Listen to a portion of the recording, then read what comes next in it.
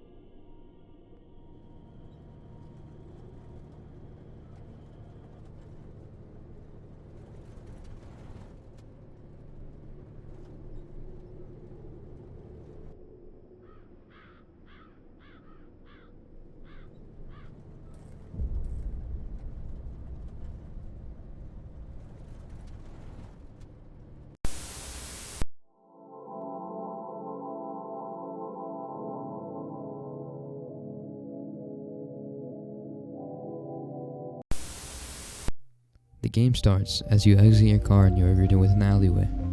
You are trying to find a way to your friend Bob's house. Now, normally you would be alone, but I decided to play this experience with my friend Tito. As we walked around, we saw many strange people. Eventually we found the apartment which Bob lived in, and there was this strange old lady at the front. Bob lives in a very messy, roach-infested apartment. There's stuff all over the ground, leftover food, bugs everywhere, and there seems to be some type of kidnapping or Amber Alert on the TV while Bob is just sleeping in his room. Bob seems to know us as a friend, and he asks us to go get some new cereal that he's been seeing all over TV. We ask why couldn't he have just called us and told us, and he said his mind has quote-unquote been straying away recently. After this, our character remarks about how his kitchen is so dirty but he doesn't cook. That's enough of Bob for now.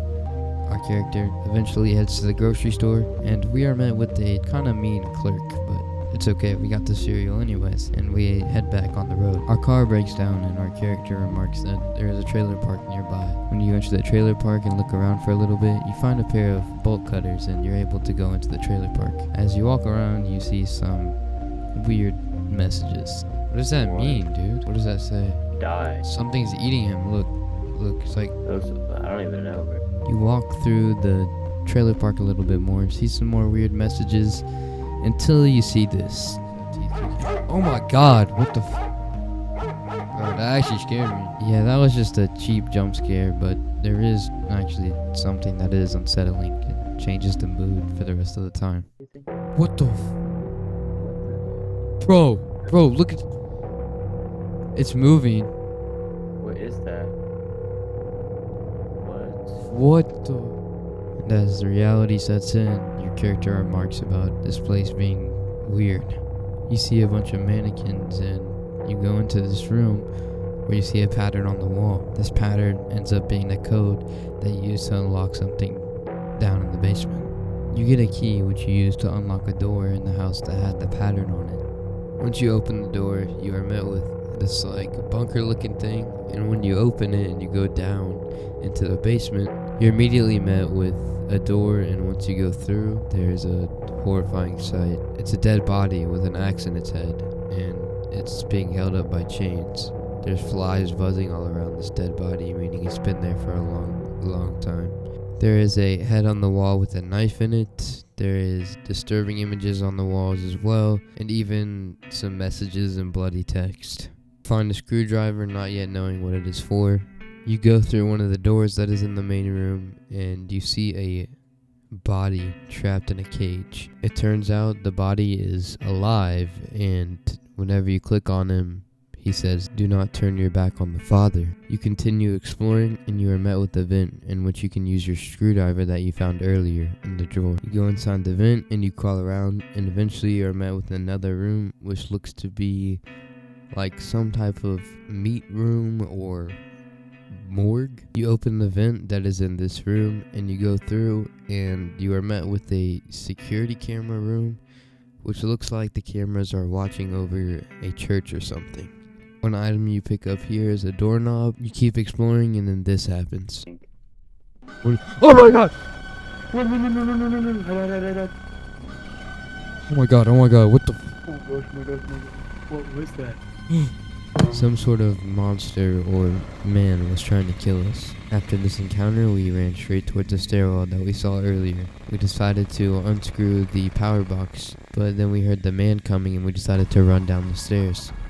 We explored the basement, and there was a human rug on the floor and more disturbing imagery, and when you went over to it, my friend said that it said we had to get a rope, so we started looking for more clues or tools in order to get out of here. We put the screwdriver in the power box, and it broke something. While this was happening, the man found us, and we ran back downstairs to run away from him. I kind of freaked out and got super injured.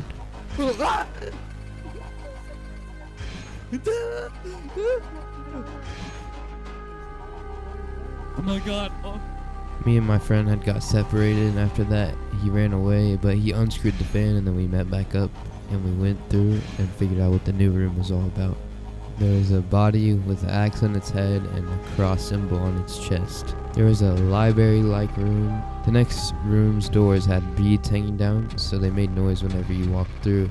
The next room had a radio with a missing button, and we could not find this missing button for the life of us.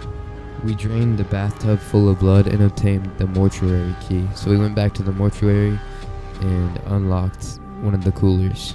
From this, we got a cross-shaped key, and we decided to go find what door this would work on. When we were exploring, we found a room where a guy had a hammer in his head, and we were able to take it out of his head. So we ran back into the vent, but as soon as I was hiding in the vent, my friend found the cross-shaped room, and we unlocked it, and what was inside was quite weird. Exploring the crossroom, and we found some jail cells. There was a guy in there, and he explained that he had been trapped there for a couple days, and he wanted to get out. He told us that That's the code that we need. the radio would make a code if we found the button for the radio. So that's what we decided to do. We went down back in the basement and used a hammer to break some pieces of wood, hoping that maybe the button would be down there. But instead, we got this. His legs are gone. I'm slowly stopping to feel my body, but I hear these 3 numbers in my head all the time. The 3 numbers were 113, and we tried to use them on the code block that was down in the basement, but it didn't work. So we kept trying to find the button for the radio. The button ended up being in a drawer under the creepy TV in the crossroom.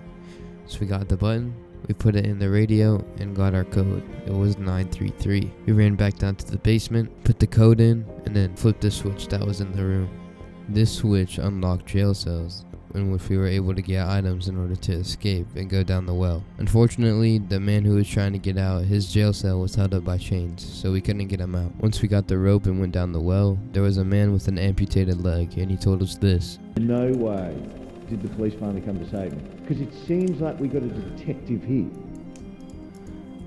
Of course, I don't look for a genius, probably because I'm missing a leg. Not to mention what those creeps did to me. The man goes on to explain that his leg was amputated, and he says that the guy up there, quote unquote, tried to sacrifice him by throwing him down here. And there was many other survivors as well, but they all died.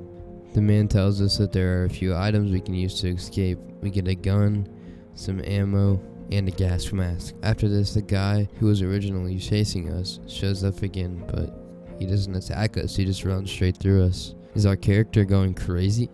You walk around the sewers for a little bit, and then you find an entrance to a maze. You walk around the maze for a little bit, and you see some floating platforms that you cannot get to. So we walked around the maze even more. and eventually you find a room full of ammo. This is when we realized that there was a monster that was supposed to be chasing us the whole time, but the AI got stuck and he was not chasing us. Once we got close to him, eventually he did start chasing us. We used our guns, and whenever you shot him enough times, you stunned him. Using this knowledge, we were able to go back into the room that he was blocking off originally, and we had to figure out a code. We can't use the code yet until we power it. Okay. I'm pulling it. Okay, that should power the generator. That, and I don't understand it. So it's boom, boom, boom. Got it. There you go. In this room that we unlocked, we found a pipe, and we realized we had to go back to where we were. When we put it in, the water started draining in the sewer. We were able to go down there after it drained. Unfortunately, there was another creepy guy. Oh no, we just gotta go, bro. Bro, this I don't think it's just a murderous dude no more, bro. I think this is like this way. It's a cult. Where'd you go? After running from the monster for a little while, my friend found an elevator key. Unfortunately, I died, but I spawned right back next to the elevator. Going up the elevator, we thought we would be done, but we were wrong. What the? No. How did this happen? How did this happen? No one can leave. No one can leave, and then once they emerge. No, Once it says they no one can emerge. leave once they emerge. Bro, are we in the back rooms, bro? look at what is this on the wall? I was AFK, but then my friend started a boss fight called the Stalker. My friend started saying he only had a limited number of lives left, so we had to be more careful with our lives. And the one thing that I couldn't get out of my mind is how weird this creature looked and how everything in this whole game looks so weird. What the? Dodge that attack. Bro, he's won. I don't know. Help! Tristan, there's like 3 on me, bro. Kill it. It's dead. What the? No! Shoot it. I'm dead. I have 1 life. Don't stand. If you stand in the circles, that's when they spawn. Yes!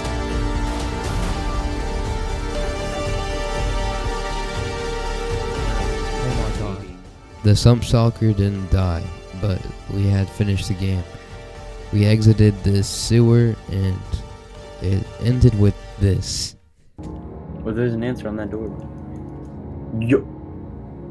It's Bob. Oh, is it What? Bob?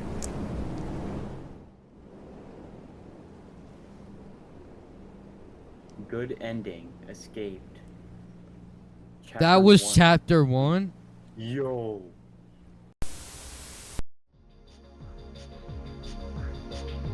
This game has one of the most unsatisfying endings I've ever had. After all the mysterious stuff, it leaves us with no answers. We don't know what was up with Bob, we don't know what was up with the TV and the kidnapping. We don't know what was even all about the dead bodies in the basement and all of that. So, today I'm gonna try and put it all together.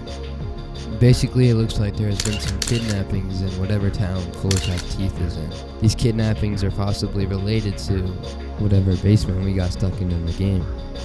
And it seems to be some kind of Christian cult or something like that, because of all the disturbing cross imagery and all the bodies having like these cross bags on them and just crosses everywhere throughout the entire basement. In Christianity, God is known as the Father, and the guy in the cage said earlier, do not turn your back on the Father. I think they're kidnapping people and sacrificing them or putting them in jail and suffering as an offering to God or something like that. That's my best guess that I have for now, as this is only chapter 1 and chapter 2 has not come out yet at the time of this recording. So, what does Floors Have Teeth mean?